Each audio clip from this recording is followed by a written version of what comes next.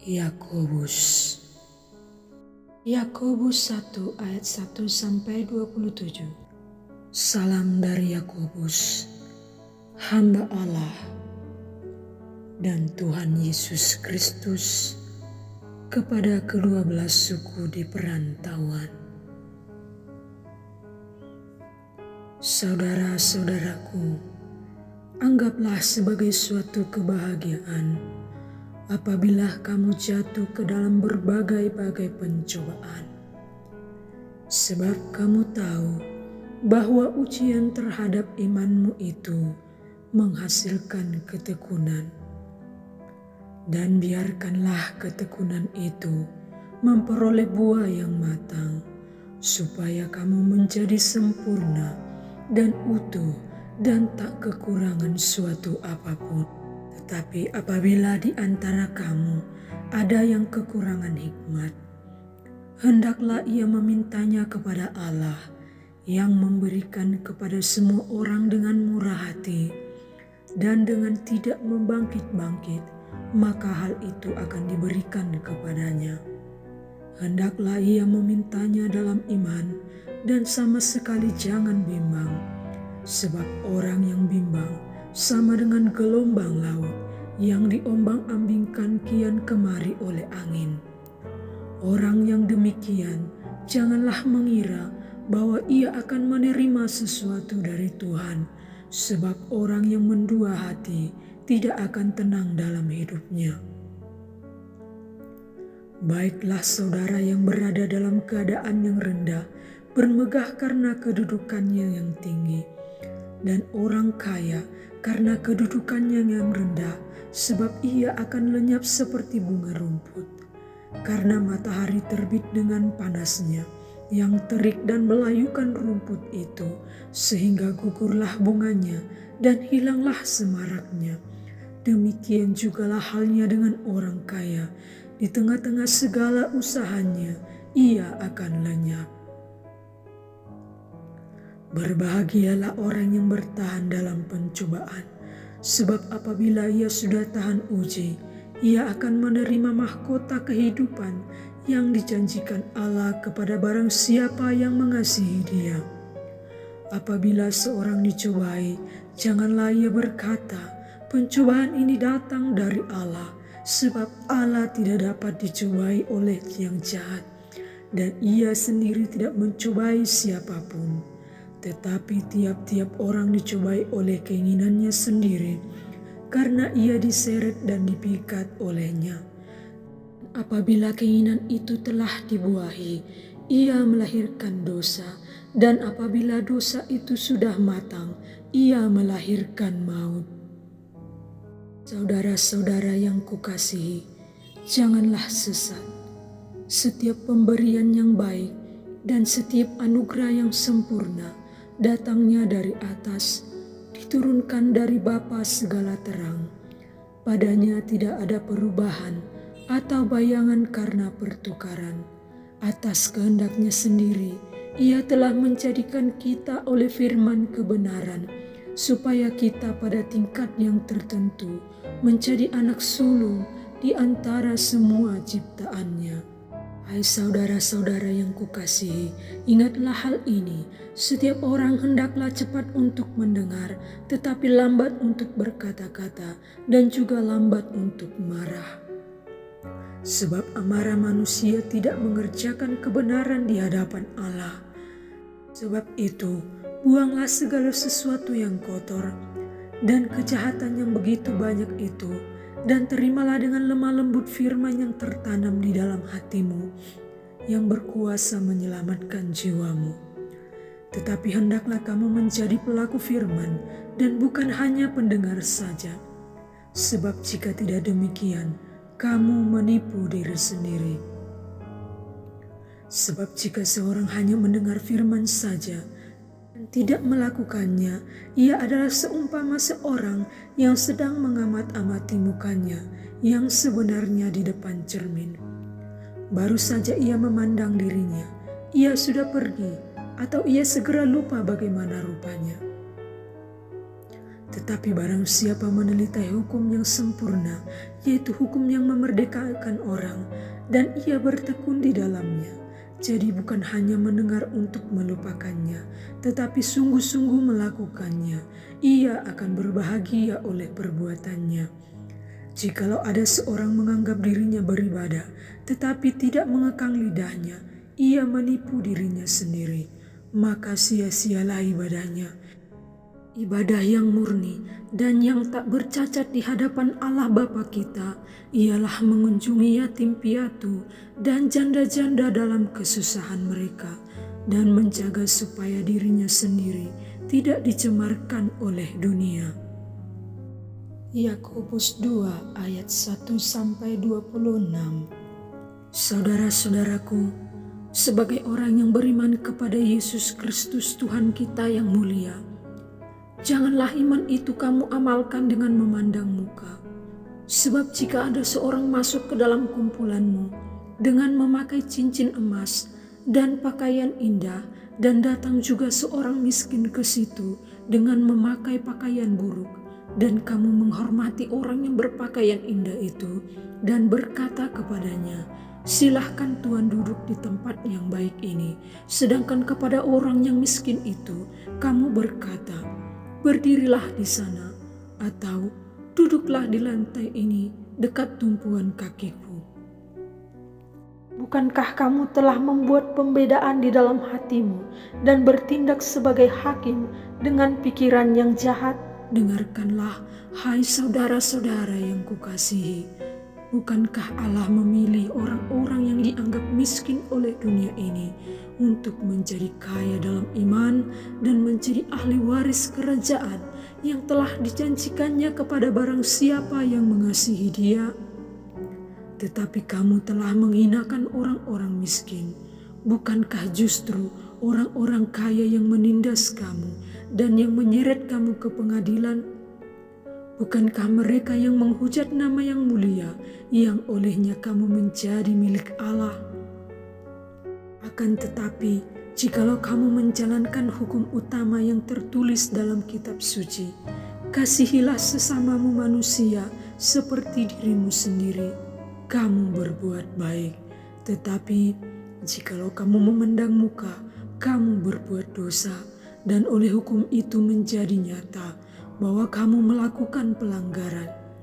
Sebab barang siapa menuruti seluruh hukum itu, tetapi mengabaikan satu bagian daripadanya, ia bersalah terhadap seluruhnya. Sebab ia yang mengatakan, "Jangan berzina," ia mengatakan juga, "Jangan membunuh." Jadi jika kamu tidak berzina, tetapi membunuh, maka kamu menjadi pelanggar hukum juga. Berkatalah dan berlakulah seperti orang-orang yang akan dihakimi oleh hukum yang memerdekakan orang. Sebab penghakiman yang tak berbelas kasihan akan berlaku atas orang yang tidak berbelas kasihan, tetapi belas kasihan akan menang atas penghakiman. Apakah gunanya saudara-saudaraku, jika seorang mengatakan bahwa ia mempunyai iman, padahal ia tidak mempunyai perbuatan? Dapatkah iman itu menyelamatkan dia?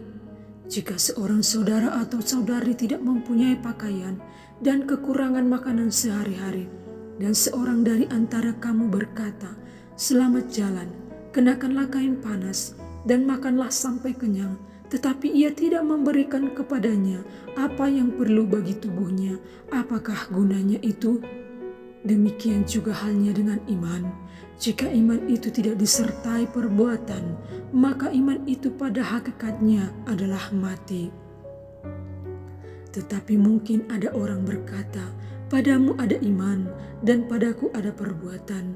Aku akan menjawab dia, "Tunjukkanlah kepadaku imanmu itu tanpa perbuatan, dan aku akan menunjukkan kepadamu imanku dari perbuatan-perbuatanku."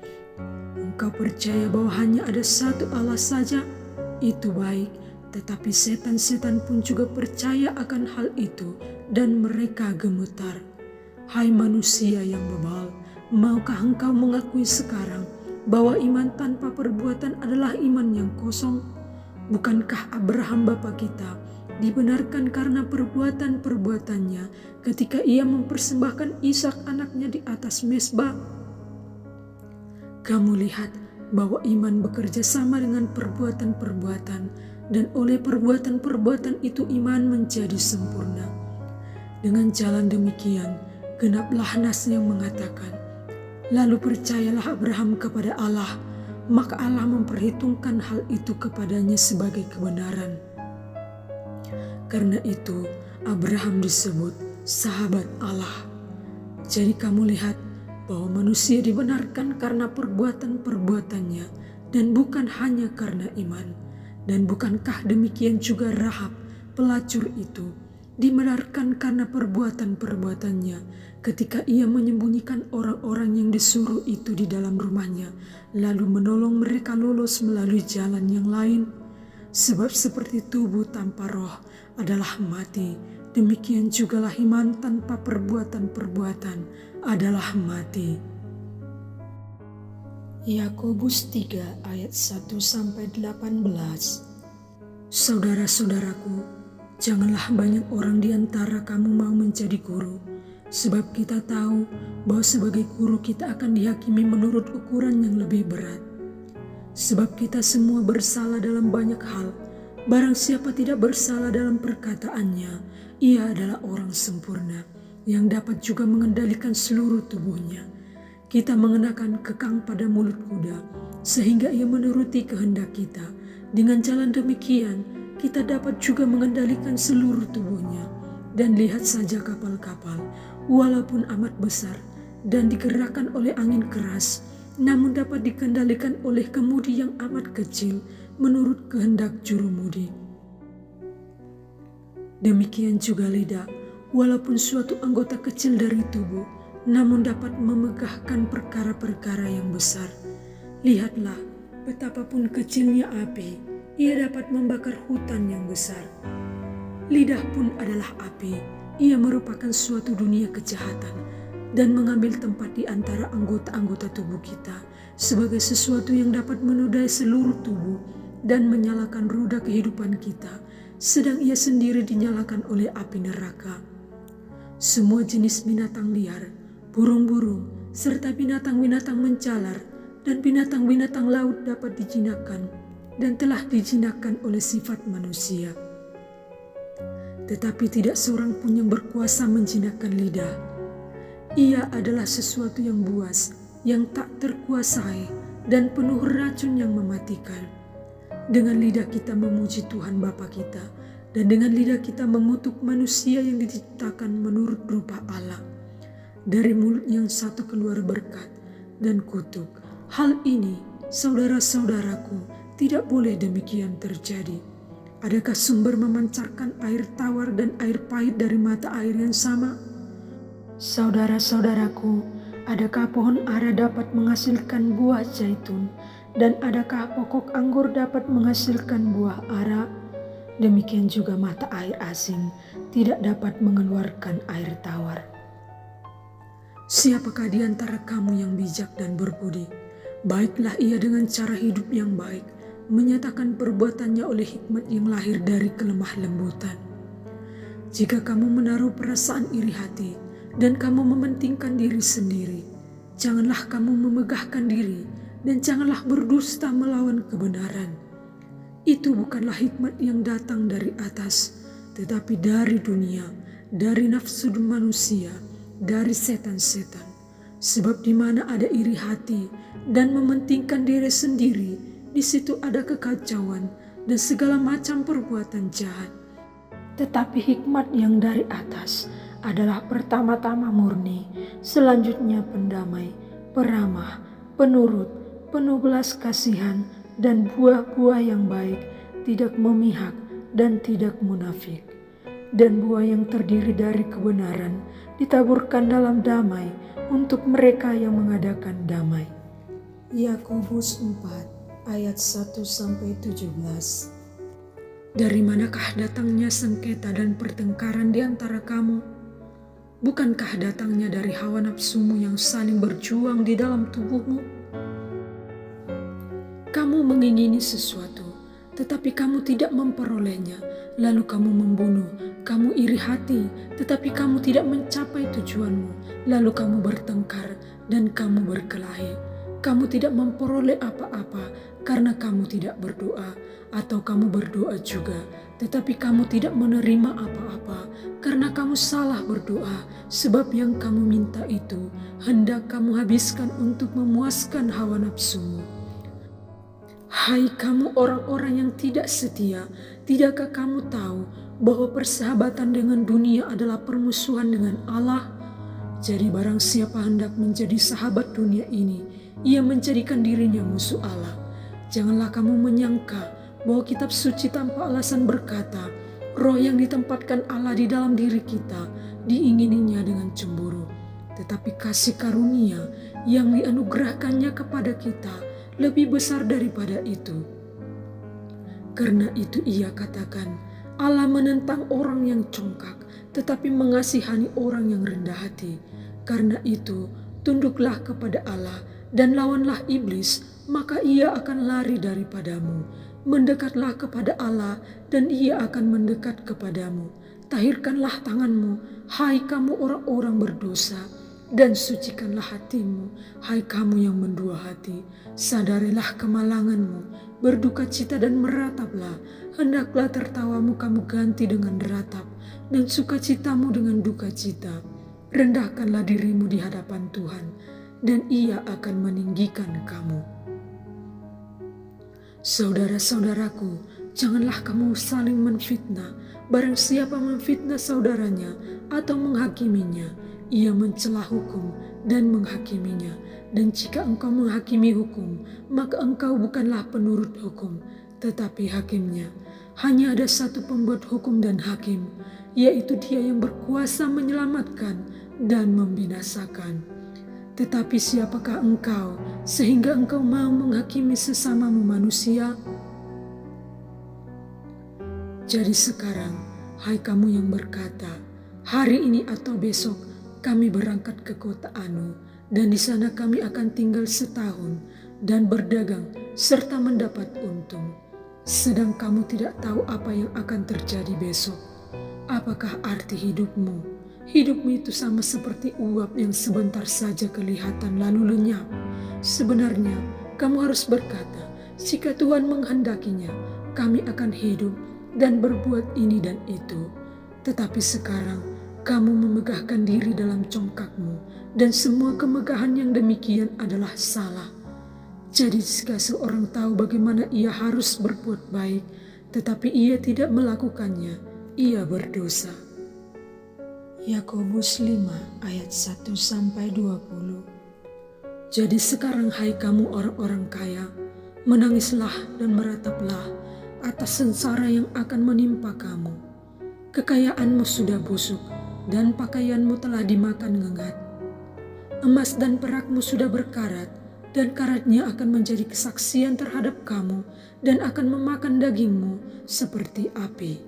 Kamu telah mengumpulkan harta pada hari-hari yang sedang berakhir. Sesungguhnya telah terdengar teriakan besar, karena upah yang kamu tahan dari buruh yang telah menuai hasil ladangmu, dan telah sampai ke telinga Tuhan semesta alam, keluhan mereka yang menyabit panenmu. Dalam kemewahan kamu telah hidup dan berfoya-foya di bumi. Kamu telah memuaskan hatimu sama seperti pada hari penyembelihan. Kamu telah menghukum, bahkan membunuh orang yang benar, dan ia tidak dapat melawan kamu. Karena itu, saudara-saudara, bersabarlah sampai kepada kedatangan Tuhan. Sesungguhnya petani menantikan hasil yang berharga dari tanahnya, dan ia sabar sampai telah turun hujan musim gugur dan hujan musim semi. Kamu juga harus bersabar dan harus meneguhkan hatimu, karena kedatangan Tuhan sudah dekat. Saudara-saudara, janganlah kamu bersungut-sungut dan saling mempersalahkan, supaya kamu jangan dihukum. Sesungguhnya hakim telah berdiri di ambang pintu. Saudara-saudara, turutilah teladan penderitaan dan kesabaran para nabi yang telah berbicara demi nama Tuhan. Sesungguhnya kami menyebut mereka berbahagia, yaitu mereka yang telah bertekun.